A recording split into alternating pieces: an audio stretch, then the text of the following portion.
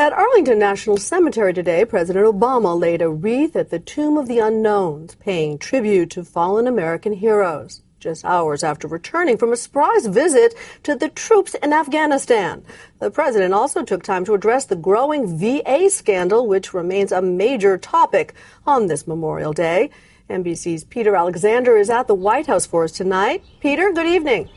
Cynthia, good evening to you. President Obama today honored the memories of those servicemen and women who gave their lives defending this country, and in a clear reference to that growing VA scandal, emphasized that American veterans must get the care and the benefits that he says they have earned and deserve.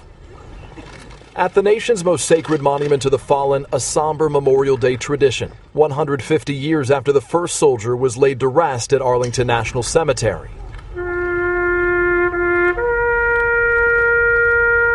President Obama called this a pivotal moment for U.S. service members fighting overseas. Our troops are coming home. By the end of this year, our war in Afghanistan will finally come to an end. Hours earlier, the president himself arrived home from Afghanistan after a surprise overnight trip to thank the troops in person. The American people stand united. We support you. We are proud of you. We stand in awe of your service. Here at home, the commander-in-chief is facing tough scrutiny over how the U.S. has served its veterans, with allegations of deaths from delayed treatments and other misconduct at the VA. With embattled Veterans Affairs Secretary Eric Shinseki in attendance, the president alluded to the scandal. These Americans have done their duty. They ask nothing more than that our country does ours, now and for decades to come. Kicking off a charity bike ride for wounded veterans this morning, Thanks to VA! Vice President Biden was more blunt. That is a sacred obligation. And we're behind right now.